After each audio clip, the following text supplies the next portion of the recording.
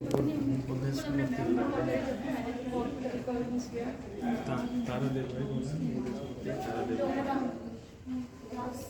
तो हम लोग शुरुआत यहाँ से करें। ये आपका छत्तीसगढ़ का मानचित्र है जिसकी प्रतिकृति हमने यहाँ बना रखी है केवल एक भौगोलिक समझ के लिए, क्योंकि इतिहास को समझना है तो पहले भूगोल को समझना जरूरी है। इसमें जो बहुत चर्चित होता है राम वन गमन पथ, जिसके पूरे देश भर में उसका परिपथ बना हुआ है। ये छत्तीसगढ़ के मानचित्र में जो छोटे छोटे चरण चिन्ह आप देख रहे हैं, इसके माध्यम से उधर उत्तर में जो सीतामढ़ी हरचौका है कोरिया जिले में, वहाँ से लेके रामाराम कोंटा तक दक्षिण में ये रामवन गमन पथ को चरण चिन्हों के द्वारा प्रदर्शित किया गया है। दूसरा, एक जो ये नदी बहती हुई आप देख रहे हैं मध्य भाग में, बहुत सी नदियाँ हैं लेकिन केवल हमने इस नदी को यहाँ इसलिए डाला है कि जो छत्तीसगढ़ नाम जिसके बारे में हम चर्चा भी किए, वहाँ जो 36 गढ़ों का जिक्र आता है, उनकी पूरी सूची मिलती है डिजिटियर में, उनमें ये 18 गढ़ शिवनाथ नदी के उत्तर में और 18 गढ़ शिवनाथ नदी के दक्षिण में। ये मध्य मैदानी भाग जो छत्तीसगढ़ का है, इसी में सभी गढ़ जो हैं, मृतिका गढ़, मड फोर्ट जिनको कहते हैं, वो लोकेटेड है, जिसके आधार पर छत्तीसगढ़ का नाम पड़ा था। उत्तर का जो पोर्शन है सरगुजा है और नीचे का जो है वो दंडकारण्य है। सबसे पहले जो है दक्षिण कोसल और इसका बस्तर का जो जिक्र आता है समुद्रगुप्त की प्रयाग प्रशस्ति में, अगर किसी अभिलेख में आता है तो कोसलक महेंद्र महाकांतारक व्याघ्रराज, समुद्रगुप्त ने जब दक्षिणापथ अभियान किया तो उस समय दक्षिणापथ के इन 2 राज्यों को उसने जो विजिट किया तो उसने 18 राज्यों को था, उसमें इन 2 राज्यों का भी हमको जिक्र मिलता है। छोटे छोटे ईफीजी के थ्रू हम लोगों ने जो हमारे स्टेट के रिप्रेजेंटेटिव मॉन्यूमेंट्स हैं उनको यहाँ प्रदर्शित किया है। इसमें ये देखिए, ये बड़ी यूनिक स्कल्पचर है जो वहाँ रेप्लिका इसकी प्रदर्शित की हुई है। आइए वहीं चल के उस पर बात करते हैं।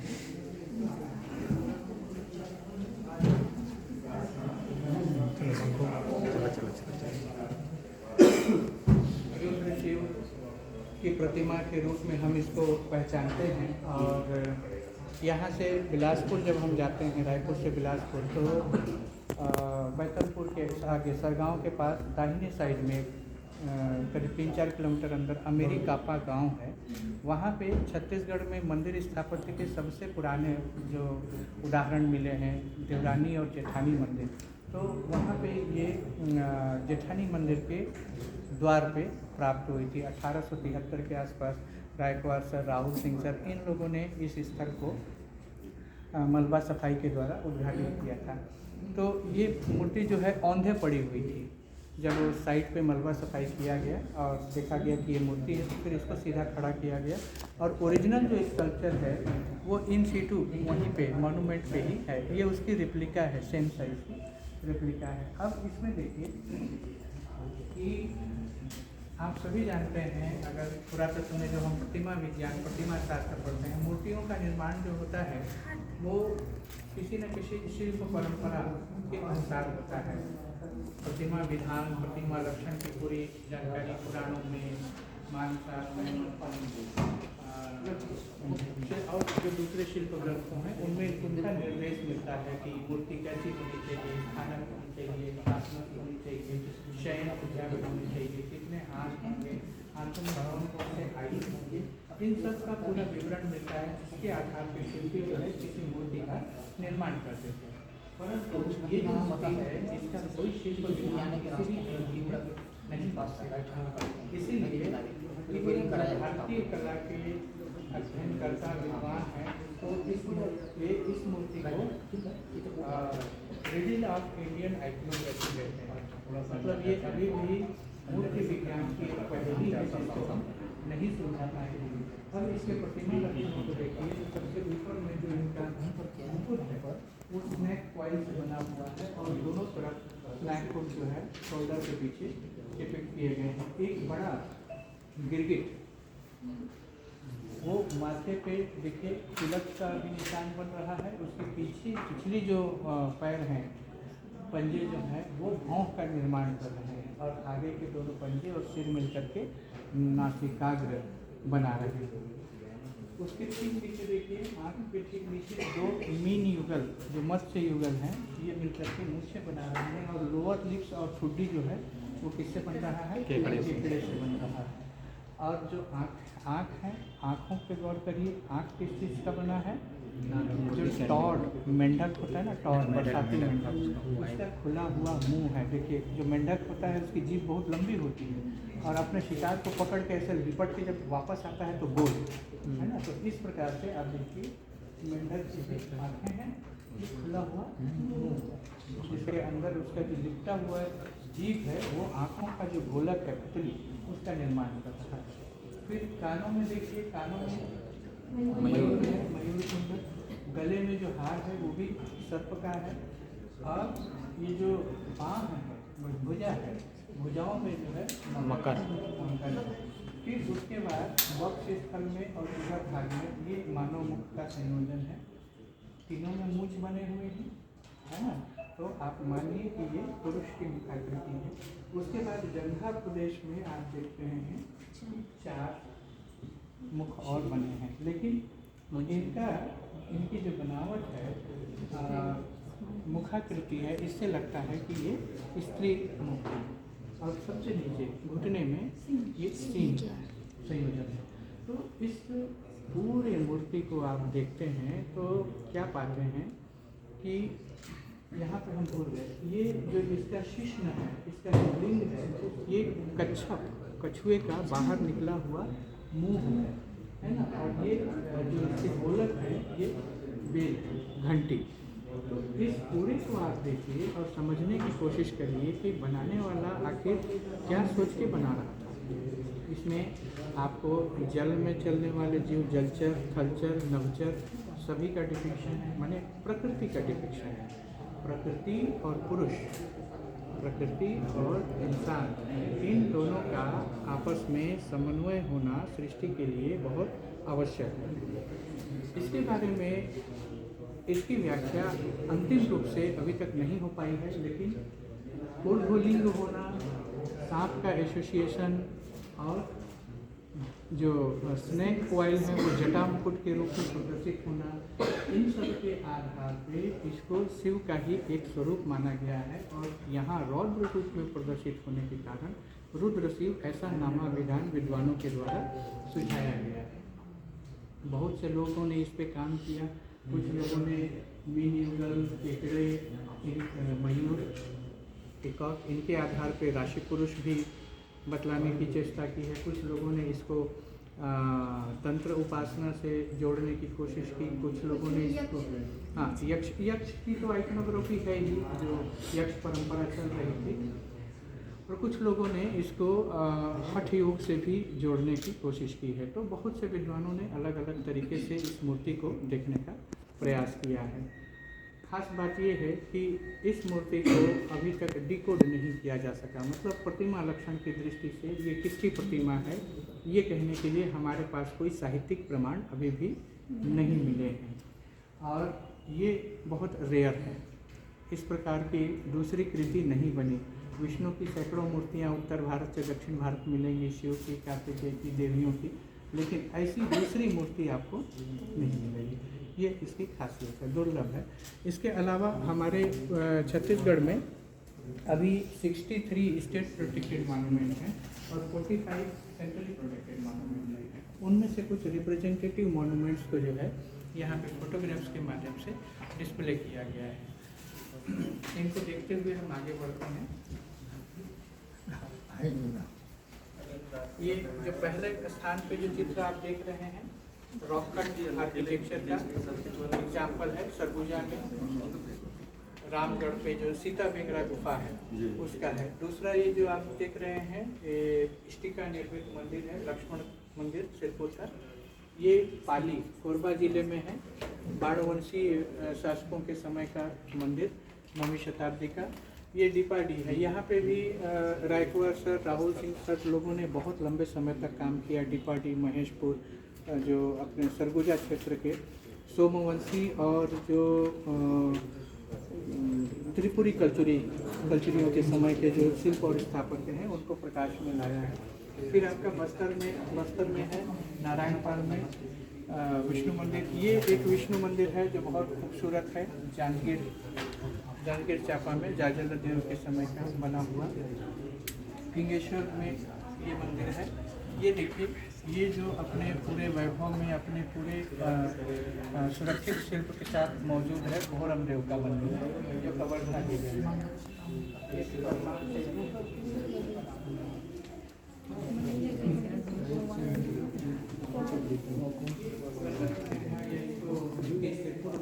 1953-56 के बीच में सिरपुर का जब एक्सकवेशन हुआ था तो बहुत सारे आर्टिफैक्ट सिरपुर एक्सकवेशन के हैं, इसलिए इसको सिरपुर दीर्घा भी नाम दिया गया है। थोड़े से स्टोन टूल्स जो यहाँ पे प्रदर्शित किए गए हैं, आप देखिए। जो आर्कियोलॉजी के स्टूडेंट हैं उनको ज़्यादा बताने की ज़रूरत नहीं। हमारे यहाँ साथ में रॉक पेंटिंग्स भी खूब मिलते हैं छत्तीसगढ़ में। खास करके जो हमारा उत्तर में आप देखेंगे तो रायगढ़ वाला जो एरिया है और दक्षिण में कांकेर वाला जो एरिया है, ये बहुत रिच हैं रॉक पेंटिंग्स के बारे में। और अभी नए एक्सप्लोरेशन में और भी कई जगह, इधर प्लेन में अगर आप देखें तो महासमुंद ज़िले में, बालोद ज़िले में भी रॉक पेंटिंग्स अभी प्रकाश में आए हैं। बाद में जो कॉपर होल्ड कल्चर की बात हम करते हैं, लगभग 6000 साल पहले जब पत्थर को रिप्लेस किया मेटल ने। पहले हम पूरी तरह से पत्थरों पे निर्भर थे, पत्थर के ही औजार बनाते थे, चाहे शिकार करना हो, चाहे जंगल से कंदमूल निकालना हो, तो स्टोन टूल्स का उपयोग करते थे। जब मेटल आया तो मेटल ने धीरे धीरे उस स्टोन को डोमिनेट करना शुरू किया और हमारी निर्भरता इन पे बनने लगी। पास में, छत्तीसगढ़ के पास में जो बालाघाट जिला है मध्य प्रदेश का, वहाँ गुंगेरिया से बहुत बड़ा कॉपर होड मिला था, आप सभी ने पढ़ा है। तो इनमें से कुछ स्पेसिमेन उसी होड के हैं जो यहाँ डिस्प्ले किए गए हैं और कुछ रेप्लिकाज हैं। ये आप देख रहे हैं जो एक एंथ्रोपोमॉर्फिक फिगर बना हुआ है, ये इंटेक का लोगो है, Indian national trust for cultural heritage, उसका लोगो है। ये भी उसी कॉपर होल्ड एज कल्चर का है। और इसको देख करके आपको लग रहा है कि अब धीरे धीरे एक आकृति जो है वो बन रही है, देवता का स्वरूप बन रहा है। मतलब अनुष्ठान कहीं न कहीं लोगों के जीवन से जुड़ रहा है। और आगे बढ़ते हैं तो आपको ये चालकोलिथिक कल्चर के कुछ पॉटरी, टूल्स, बीड्स, ऑर्नामेंट्स ये यहाँ पे डिस्प्ले किए गए हैं, जो इसी क्षेत्र से नहीं है, म्यूज़ियम में, मतलब छत्तीसगढ़ के ही नहीं है, बाहर की भी चीज़ें यहाँ पे प्रदर्शित की गई हैं। 1953-56 के बीच में जो एक्सकवेशन हुआ था सिरपुर में डॉक्टर M.J. दीक्षित के समय, उस समय के कुछ फोटोग्राफ्स यहाँ डिस्प्ले किए गए हैं। ध्यान रखिए, उस समय छत्तीसगढ़ राज्य क्या, मध्य प्रदेश राज्य भी नहीं बना था। 1953 में, 56 में मध्य प्रदेश राज्य बना। तो उसके पहले पंडित रविशंकर शुक्ल दिखाई दे रहे हैं फोटो में, जो CP बरार के चीफ मिनिस्टर थे। और ये बौद्ध धर्म में जो गॉड ऑफ विजडम माने जाते हैं, मंजूश्री की धातु की मूर्ति का फोटो यहाँ लगा हुआ है। ये ओरिजिनल मूर्ति भी हमारे पास है, लेकिन उसको सुरक्षागत कारणों से हमने डिस्प्ले में नहीं रखा है। अभी 31 जुलाई को मैडम प्रेसिडेंट यहाँ आई थी, तो उस समय हमने वो रिजर्व कलेक्शन डिस्प्ले किया था। बहुत सी धातु की मूर्तियाँ सिरपुर से मिली हैं। सिरपुर में 1939 में 60 धातु की मूर्तियाँ मिली थी और 2008 में 79 ब्रॉन्ज स्कल्पचर का होल्ड मिला था। तो काफ़ी मेटलिक उसमें आप देखें तो काफ़ी रिच रहा हमारा जो साउथ कोसल है। और यहाँ के जो ब्रॉन्जेस मिले हैं, उन ब्रॉन्जेस को आप नालंदा से भी, नालंदा में जो एक्सकवेशन हुआ है वहाँ से जो फीचर मिल रहे हैं बुद्धिज़्म के मोनास्ट्रीज या स्कल्पचर, वैसे ही हमारे यहाँ भी मिल रहे हैं। पसेवा करके एक जगह है मध्य प्रदेश में, वहाँ की ये टेराकोटा फिगरीन्स हैं जो ब्रिक्स में बने हुए हैं। फिर ये सिरपुर के जो बुद्धिस्ट स्कल्पचर हैं वो यहाँ डिस्प्ले किए हैं। ये देखिए, ये जो हैंड पोजेस हैं, हैंड पोजेस जो है बुद्ध के जीवन की महत्वपूर्ण घटनाओं की सूचना देते हैं। ये जो धर्म चक्र प्रवर्तन मुद्रा है, ये इस बात का प्रतीक है कि बोध गया में ज्ञान प्राप्त करने के बाद जब बुद्ध ने अपने प्रथम 5 शिष्यों को उपदेश दिया, तो वो जो व्याख्यान मुद्रा की स्थिति है वही धर्म चक्र प्रवर्तन मुद्रा के रूप में शिल्प में आया। ध्यान दीजिएगा, मगध शैली में जो बुद्ध की मूर्तियाँ मिलती हैं अधिकांशतः समाधि मुद्रा में या ध्यान मुद्रा में मिलती हैं। क्यों? क्योंकि बुद्ध ने बोध गया में समाधि किया, ध्यान किया, इसीलिए उनको ज्ञान की प्राप्ति हुई। उसके बाद बनारस गए, श्रावस्ती में उन्होंने 5 शिष्यों को, सारनाथ में उन्होंने अपने 5 शिष्यों को उपदेश दिया, जो शिल्प में धर्मचक्र प्रवर्तन की घटना के रूप में अंकित है। छत्तीसगढ़ की अगर आप बात करें तो छत्तीसगढ़ में जो बुद्ध की मूर्तियाँ मिलती हैं बहुत सारी मिलती हैं, बहुत जगहों से मिलती हैं, और सिरपुर से तो सैकड़ों मिली हैं, धातु की, टेराकोटा की, स्टोन की। और जानते हैं सबसे ज़्यादा जो बुद्ध की मूर्तियाँ मिली हैं छत्तीसगढ़ से, वो है भूमि स्पर्श मुद्रा की। भूमि स्पर्श मुद्रा में वो पद्मासन में होते हैं, उनका बायां हाथ गोद में होता है और दाहिना हाथ जो घुटने पे टिका होता है उसकी एक उंगली से वो अर्थ को टच करते हैं, भूमि को स्पर्श करते हैं, इसीलिए उसको भूमि स्पर्श मुद्रा कहा गया। अब आप इसका एसोसिएशन इस तरीके से समझिए कि बोध गया में ध्यान किया तो वहाँ ध्यान मुद्रा की मूर्ति ज़्यादा मिलती है। सारनाथ की कला में इनकी धर्मचक्र प्रवर्तन मुद्रा की मूर्तियाँ ज़्यादा होती हैं। होता क्या है, शिल्प में जो परंपरा में बातें आ रही हैं वही शिल्प में आती हैं। समसामयिक घटनाओं का ही शिल्प में प्रतिरूपण होता है।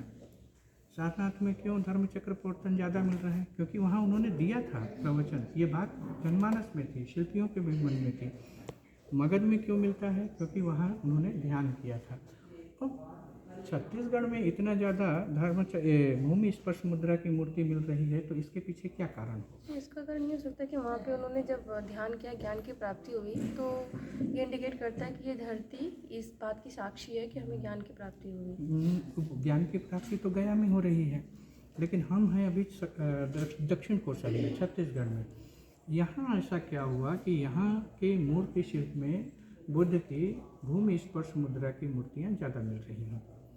इस धरती से उस घटना का क्या संबंध है? क्या बुद्ध यहाँ आए थे?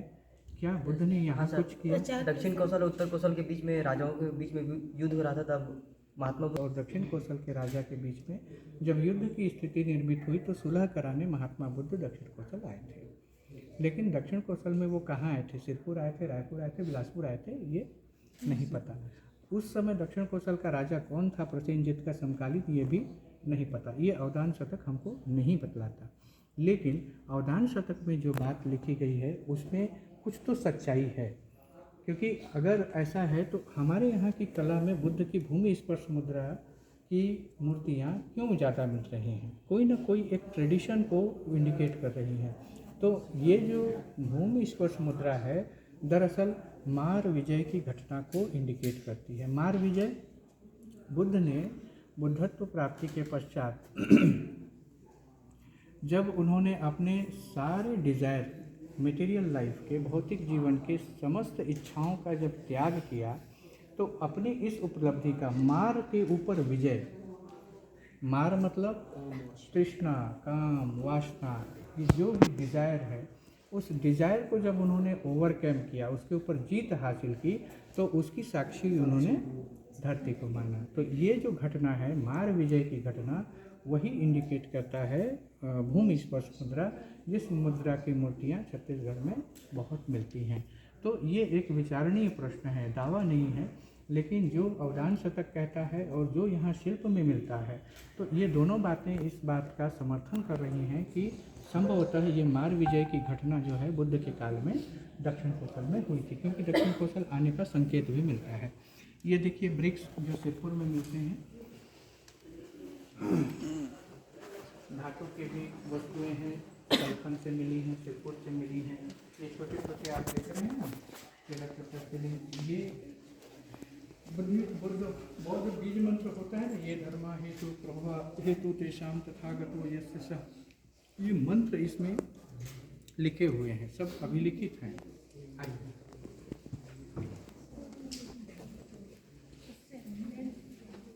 उसके बाद आप 6वीं, 7वीं, 8वीं शताब्दी को पार करके अभी इस कक्ष में आप आते हैं तो 10वीं, 11वीं, 12वीं शताब्दी, जो छत्तीसगढ़ के मूर्ति कला को आप यहाँ देख सकते हैं। छत्तीसगढ़ ही नहीं बल्कि आपको एक चीज़ बताएं, ये संग्रहालय जो है महंत घासीदास स्मारक संग्रहालय है। बाहर से जो मित्र आए हैं वो ज़रूर सुनिए इस बात को। ये जो हमारा संग्रहालय है ये न केवल छत्तीसगढ़ का बल्कि पूरे भारतवर्ष के 10 सबसे पुराने संग्रहालयों में से एक है। इसकी स्थापना 1875 में हुई थी। मतलब अभी 2025 में 150 साल पूरे होने वाले हैं।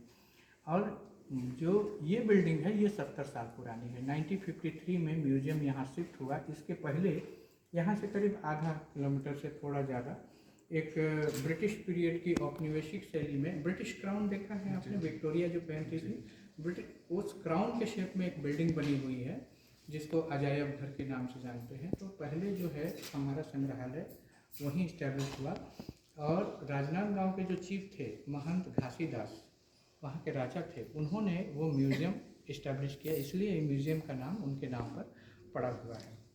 1953 में भारत के प्रथम राष्ट्रपति डॉक्टर राजेंद्र प्रसाद जी ने इस बिल्डिंग का इनॉग्रेशन किया था।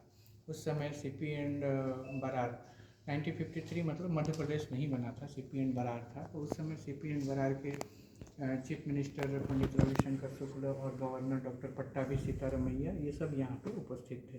और अभी 31 जुलाई, अभी मतलब 5-6 महीने हो रहे हैं, मैडम प्रेसिडेंट द्रौपदी मुर्मू भी यहाँ आई थी। उन्होंने 20 मिनट इस संग्रहालय को देखा।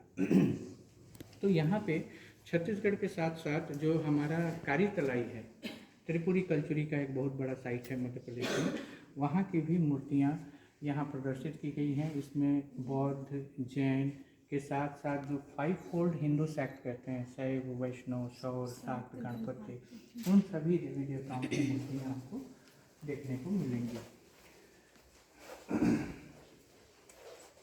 ये देखिए, ये जो विष्णु की चतुर्भुज विष्णु की मूर्ति है, ये रतनपुर मतलब जो कल्चुरियों की राजधानी हुआ करती थी, जो रतनपुर के कल्चुरी के का जो ब्रांच यहाँ का रूल कर रहा था, रतनपुर उनकी कैपिटल थी। तो उनके ये विष्णु का मूर्ति है। अब मूर्ति कला में जब आप जाते हैं, किसी मूर्ति का डॉक्यूमेंटेशन करेंगे तो क्या क्या चीज़ों को आप हाईलाइट करेंगे? आसन, मुद्रा, आयुध, वाहन। अब यहाँ देखिए शिव चतुर्भुजी हैं, सॉरी विष्णु चतुर्भुजी हैं, चक्र है, गदा है, 2 हाथ खंडित हैं। तो पद्म और शंख, ये 2 स्थान बचते हैं इनके लिए, शंख, चक्र, गदा, पद्म, ये विष्णु के आयुध हैं। अब यहाँ पे इनके पाद पीठ के नीचे देखिए तो दोनों हाथों में कमल लिए हुए श्री देवी लक्ष्मी का अंकन है। इधर सेवक सेविकाएं हैं, दिख रहे हैं ना, अटेंडेंट। अब यहाँ इसके बैकरेस्ट में देखिए विष्णु के दशावतार ये अंकित हैं, दिख रहे हैं ना, मत्स्य है, कच्छप है, वराह है, नृसिंह है, वामन है, फिर इधर राम है, परशुराम है, लक्ष्मण सॉरी बलराम है और बुद्ध हैं, और सबसे नीचे ये घोड़े पे सवार कल्कि। तो इनका भी अंकन यहाँ साथ ही साथ मिलता है। सबसे नीचे एक पंक्ति का अभिलेख है जिसमें 5 व्यक्तियों के नाम हैं, देवभूक और उनके 4 भाइयों के नाम इसमें मिलते हैं। तो साथ में ये देखिए आजू बाजू में ये जो मूर्तियाँ हैं चंवर धारणी है ना, इनका अंकन मिलता है। विष्णु की एक दूसरी मूर्ति यहाँ पे है जो डॉक्टरी चिन्ह से मिली है, रुद्री से। यहाँ पे देखिए विष्णु अलग ही पोस्चर में है, शयन मुद्रा में। और शयन कहाँ करते हैं विष्णु? क्षीर सागर, शेष शैया पे, है ना, शेष नाग की शैया है और ये क्षीर सागर है। अब कला में हम सागर को कैसे दिखाएंगे, समुद्र को कला में कैसे रिप्रेजेंट करेंगे? तो देखिए सिंबोलिज्म का सहारा लिया जाता था। ये जो आप मरमेड कहते हैं, जलपरी, जलपरी का डिपिक्शन देखिए कितना पुराना हमारी कला में हो रहा है। लोअर बॉडी जो है वो एक्वेटिक एनिमल फिश का है और अपर बॉडी जो है ह्यूमन है। तो ये जो मरमेड का कंसेप्ट है वो लेते, लेकिन हमारे यहाँ जलपरियाँ जो हैं वो बहुत प्राचीन काल से शिल्प में इनका अंकन होता आया है। ये पद्मनाभ है ना, इनके नाभि से कमल निकला है, ऊपर ब्रह्मा बैठे हैं। यहाँ भी आपको दशावतार का अंकन मिलता है। सबसे नीचे जो है नवग्रहों का डिपिक्शन है। ये यहाँ इनके आयुध बहुत स्पष्ट हैं। शंख है, चक्र है, गदा है, पद्म है और यहाँ पे लक्ष्मी जी बैठी हैं। आमतौर पे आप लोगों को ये फॉल्स इम्प्रेशन जाएगा कि एक स्त्री को पुरुष के चरणों में दिखाया गया है। क्या स्त्री इतनी कमतर आंकी जाती थी कि उसका पैर हमेशा पुरुष के चरणों में होना चाहिए? नहीं। शिव किसको रिप्रेजेंट विष्णु किसको रिप्रेजेंट करते हैं? विष्णु। जब भी आप मूर्तियों को देखें तो मूर्तियों का दर्शन और अध्यात्म उस दृष्टिकोण से आंकना चाहिए। भौतिक दृष्टिकोण से मूर्तियों का मूल्यांकन नहीं होता। तो विष्णु किसके प्रतीक हैं? अध्यात्म।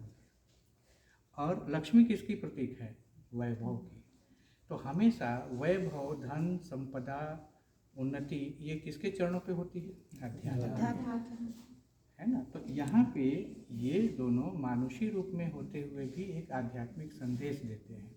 हमेशा हमको अपने जीवन में भी जो सुख और उन्नति है उसको नीचे रखना चाहिए और आध्यात्मिक उन्नति को ऊपर रखना चाहिए। ये हमको संदेश देता है। इनका जो वाहन है गरुड़, यहाँ ह्यूमन फॉर्म में, पर्सनिफाइड फॉर्म में देखने को मिलता है। आगे बढ़िए। अम्बा, अंबिका, हारिती, ये जो मदर गॉडेस हैं ये सभी रिलीजन में होती हैं। यहाँ पे ये जैन यक्षी है, अम्रिका, अम्रा या अम्रिका। इनके साथ ये मैंगो ट्विग होता है और इनके दो पुत्र साथ में डिपिक्ट किए जाते हैं। ऊपर देखिए ध्यानी बुद्ध का मूर्ति है और ये मैंगो ट्री का डिपिक्शन है।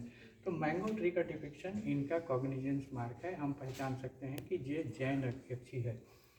ऐसे ही बच्चा गोद में लिए हुए बौद्ध धर्म में भी मूर्ति मिलती है जिसको हम हारिती कहते हैं, है ना। हिंदू धर्म में अम्बा, अंबिका कहते हैं।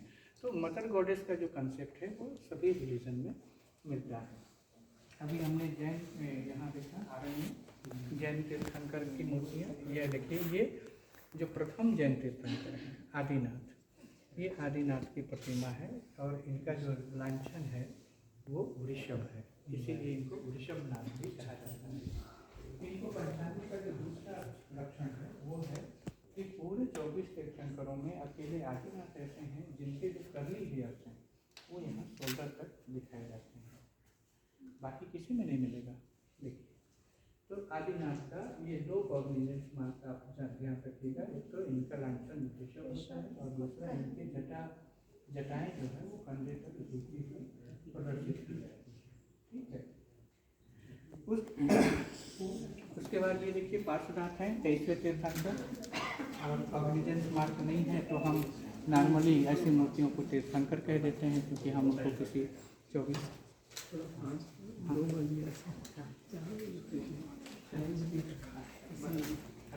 जी सब लोग हैं, सब लोग हैं बाहर। पार्श्वनाथ की ये मूर्ति सिरपुर से मिली है। कल्याण सुंदर शिव और पार्वती के विवाह का जो दृश्य है वो अंकित है। ब्रह्मा वहाँ पुरोहित हैं, अग्नि जल रही है, शिव और पार्वती का पाणी ग्रहण हो रहा है ना। वैसे ही देखिए उमा महेश्वर की मूर्ति। उमा महेश्वर की मूर्ति देखिए, मूर्तियों में रिलीजन तो है ही, धर्म तो है ही, सामाजिक परिप्रेक्ष्य को भी मूर्तियों में कैसे दर्शाया जाता है इसका आपको एक एग्जाम्पल देता हूँ। उमा महेश्वर की मूर्ति उत्तर भारत से लेकर दक्षिण भारत तक सभी जगह मिलेगी, लेकिन सोसाइटी क्या है? उत्तर भारत में पैट्रियार्कियल सोसाइटी है, पितृसत्तात्मक समाज, वहाँ पुरुष को महिला से श्रेष्ठ माना गया। दक्षिण भारत में मातृसत्तात्मक समाज है, वहाँ महिला को पुरुष से श्रेष्ठ माना गया। ये बात कला में आती है। नॉर्थ इंडिया में आप जाइए तो शिव चतुर्भुजी होंगे, विष्णु चतुर्भुजी होंगे, पार्वती द्विभुजी होंगी या श्रीदेवी लक्ष्मी द्विभुजी होंगी। दक्षिण भारत में जाइए ठीक उल्टा, देवी चतुर्भुजी है और देवता द्विभुजी है। लेकिन हम कहाँ रह रहे हैं? सेंट्रल छत्तीसगढ़, माने सेंटर में, सेंट्रल इंडिया में। यहाँ पे आप देखिए, अगर शिव द्विभुजी है तो पार्वती भी द्विभुजी होगी, शिव चतुर्भुजी हैं तो पार्वती भी चतुर्भुजी होगी। तो जिस जेंडर इक्वलिटी की बात करते हैं वो जेंडर इक्वलिटी भी हमको शिल्प में देखने को क्वेश्चन यहाँ पर हम लोग देख रहे हैं सर, जो फीमेल गॉडेस है वो लेफ्ट साइड में है, हाँ। लेकिन दंतेश्वरी मंदिर में मैं देख रहा हूँ दोनों मेल और फीमेल साथ में है ऐसी, लेकिन फीमेल राइट साइड में, मेल लेफ्ट साइड में, तो ऐसा क्या है? अच्छा, मुझे फ़ोटो शेयर करिएगा तो मैं उसका ढूंढने का कोशिश करूँगा। आमतौर पे इस प्रकार की जो प्रतिमाएं होती हैं वो युगल प्रतिमाएं कहलाती हैं, और युगल प्रतिमाएं में देवी और देवता को एक दंपति के रूप में प्रदर्शित कर दिया जाता है, और माना जाता है कि जो पत्नी भार्या वामांगी होती है, इसीलिए उनको वाम अंगी में स्थान दिया जाता है। आपके अनुसार वो दक्षिण में है, दाईं ओर है, तो उसको एक बार देखेंगे, फोटो शेयर करिएगा। बहुत सारे कॉपर प्लेट्स हमको मिले हैं इस एरिया से। स्क्रिप्ट देखिए, बॉक्स सेडेड है, फिर प्रोटोनागरी है ना, नागरी है। तो इस प्रकार से लिपियों का जो है विकास हमने वहाँ सामने लगा रखा है। ये इम्पोर्टेंट है, यहाँ पे सारे इंस्क्रिप्शन में सबसे पुराना इंस्क्रिप्शन ये जो वुड पे किरारी का वुडन इंस्क्रिप्शन, ये 2nd सेंचुरी एडी का है। तालाबों में लाट या स्तंभ लगाने की जो परंपरा रही है ये प्राचीन काल से रही है, और इसमें ये सातवाहन लिपि में ये पूरी पब्लिश है ना। इसमें जो उस समय अनुष्ठान हो रहा था, उस अनुष्ठान के अवसर पे राजा के जो अधिकारी पदाधिकारी थे उन सबके यहाँ डिजिग्नेशन दिए हुए हैं। फिर ये रानीवास्ता जो लक्ष्मण मंदिर चल रहा था वो शिलालेख के बहुत से शिलालेख यहाँ पे प्रदर्शित किए गए हैं।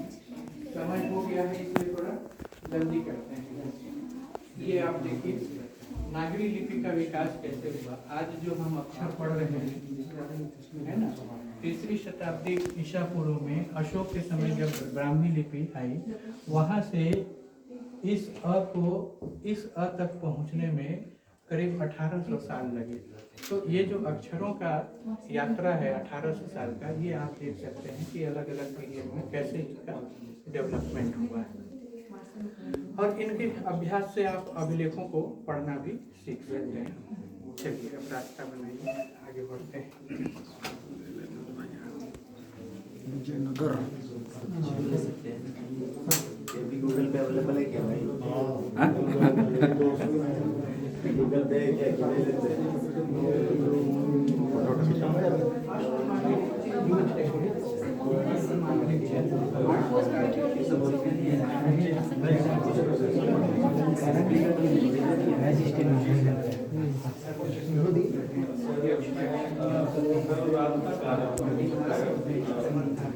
तो ये 8 तरह के कंपोनेंट होते